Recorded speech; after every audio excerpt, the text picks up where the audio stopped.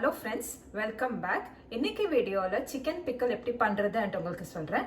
நிறைய பேர் வந்து சிக்கன் பிக்கல் பண்றது ரொம்ப கஷ்டம், ரொம்ப டைம் எடுக்கும்னு நினைப்பாங்க. ஆனா சிக்கன் பிக்கல் பண்றது ரொம்ப சிம்பிள், அப்புறம் ரொம்ப ஈஸி கூட. பிளஸ் நம்ம வீட்ல இருக்கிற இன்கிரிடியன்ட்ஸ் வச்சு தான் நம்ம சிக்கன் பிக்கல் பண்ண போறோம். சோ இது எப்படி பண்றதுன்னு உங்களுக்கு இந்த வீடியோல சொல்றேன். நான் வந்து 1/4 கிலோ போன்லெஸ் சிக்கன் எடுத்திருக்கேன். ஸோ இந்த போன்லெஸ் சிக்கன் வந்து நீங்கள் சின்ன சின்னதாக கட் பண்ணிக்கோங்க. இப்போ பார்த்தீங்கன்னா நான் சின்ன சின்ன பிக்கிளுக்கு வேண்டிய சின்ன சின்ன பீசஸாக கட் பண்ணியிருக்கேன். உங்களுக்கு எவ்வளோ சைஸ் வேணுமோ அந்த சைஸில் கட் பண்ணிக்கோங்க. கட் பண்ணிக்கிட்டு நல்லா மஞ்சள் டர்மரிக் போட்டு நல்லா வாஷ் பண்ணி நல்லா ட்ரெயின் பண்ணிக்கோங்க. இப்போ பார்த்தீங்கன்னா இதில் வந்து தண்ணியே இருக்காது. நான் வந்து அவ்வளோ நல்லா ட்ரெயின் பண்ணேன். அது நான் எப்படி பண்ணேன்னா ஒரு 3-4 லேயர்ஸ் டிஷ்யூ பேப்பர் கீழே போட்டு அது மேலே வாஷ் பண்ண சிக்கனை வந்து நல்லா மேலே ஸ்ப்ரெட் பண்ணி விட்டுட்டேன். ஸோ அது வந்து அப்படியே தண்ணி எல்லாமே அப்சர்வ் ஆகிடுச்சு. உங்ககிட்ட வந்து டிஷ்யூ பேப்பர் இல்லைன்னா நீங்கள் வந்து ஸ்ட்ரெயினர் யூஸ் பண்ணலாம். ஸ்ட்ரெயினரில் வந்து சிக்கன் போட்டுட்டு ஒரு 15 மினிட்ஸ் அப்படியே விட்டுட்டிங்கன்னா தண்ணி எல்லாமே வடிஞ்சிடும். அதுக்கப்புறமா நீங்கள் யூஸ் பண்ணலாம். ஸோ அது நல்லா ட்ரெயின் பண்ண சிக்கனை வந்து ஒரு பவுலில் போட்டு நான் வந்து இதில் வந்து 1/2 டீஸ்பூன் டர்மரிக்கு அப்புறம் 1 டீஸ்பூன் சால்ட் போட்டு மேரினேட் பண்ணி வச்சுருக்கேன். ஸோ இது ரெண்டுத்தையும் ஆட் பண்ணி ஒரு அட்லீஸ்ட் ஒரு 15 மினிட்ஸ் மேரினேட் பண்ணி ஒரு வச்சுடுங்க. ஸோ இது 15 மினிட்ஸ்க்கு அப்புறமா நம்ம யூஸ் பண்ணலாம். இப்போ வந்து எப்படி மசாலா பண்ணுறதுன்ட்டு உங்களுக்கு சொல்கிறேன். பேனை வந்து ஸ்டவ்வில் வச்சுக்கோங்க.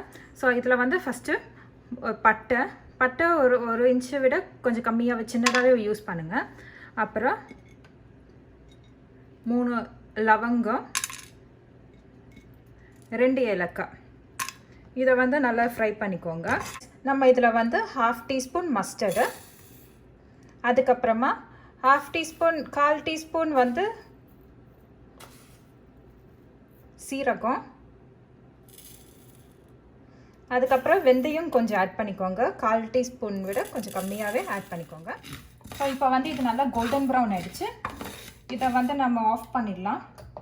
இப்போ வந்து இதை வந்து நம்ம மிக்சியில் போட்டு அரைச்சிடலாம். ஸோ இந்த மசாலா தான் நம்ம யூஸ் பண்ண போகிறோம். உங்ககிட்ட சப்போஸ் கோரியாண்டர் இருந்துச்சுன்னா இதில் வந்து கோரியாண்டர் கூட ஆட் பண்ணி தனியா வந்து ஒரு 1.5 டீஸ்பூன் ஆட் பண்ணி இதோட ஃப்ரை பண்ணலாம்.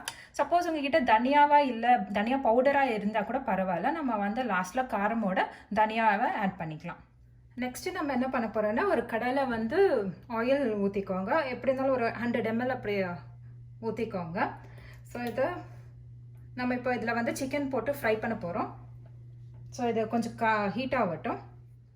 ஆயில் நல்லா ஹீட் ஆகிடுச்சு. நம்ம இதில் வந்து சிக்கன் ஆட் பண்ணிடலாம்.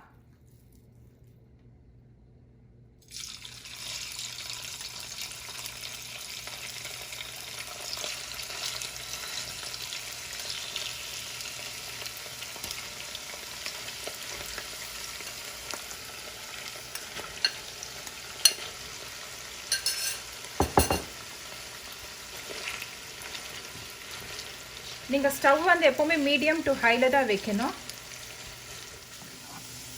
இப்போ இது வந்து நல்லா ப்ரௌன் ஆகிடுச்சு.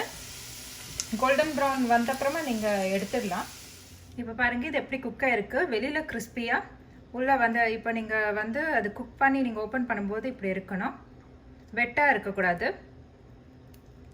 ஸோ இது மாதிரி ஃப்ரை பண்ணிக்கோங்க. இப்போ நம்ம ஃப்ரை பண்ண ஆயில் வந்து நம்ம தூக்கி போடாமல் நம்ம இதில் தான் நம்ம பண்ண போகிறோம். ஸோ இந்த ஃப்ரை பண்ண ஆயிலில் 1 teaspoon ginger garlic paste add பண்ணிக்கோங்க.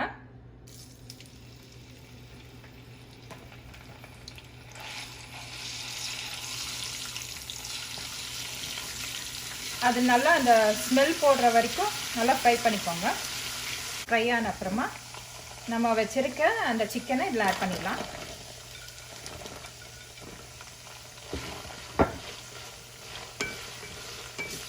ஸோ நம்ம ஆல்ரெடி பண்ணி வச்சுருக்கிற மசாலா 1 டேபிள் ஸ்பூன் ஆட் பண்ணுறேன். ஃபஸ்ட்டு கொஞ்சம் ஆட் பண்ணி பாருங்கள்.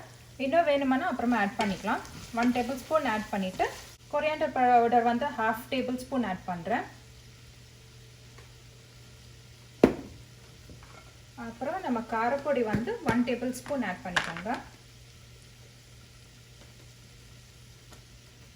உங்களுக்கு காரம் எவ்வளோ வேணுமோ அவ்வளோ ஆட் பண்ணிக்கோங்க. மிக்ஸ் பண்ணிவிட்டு அப்புறமா நீங்கள் எக்ஸ்ட்ரா ஆட் பண்ணுமா வேண்டாமான்ட்டு பார்த்துக்கோங்க.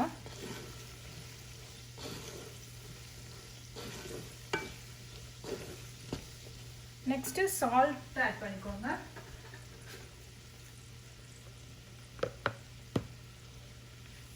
1/2 டேபிள்ஸ்பூன் சால்ட் ஆட் பண்ணுறேன். ஆல்ரெடி நம்ம சிக்கனுக்கு வந்து 1 டீஸ்பூன் சால்ட்டு முன்னாடியே மேரினேட் பண்ணி வச்சுருக்கோம். ஸோ இப்போ வந்து 1/2 டேபிள்ஸ்பூன் ஆட் பண்ணியிருக்கேன். இது மாதிரி மேலே நுர வரைக்கும் நல்லா குக் பண்ணிவிட்டு அப்புறம் ஆஃப் பண்ணிடலாம்.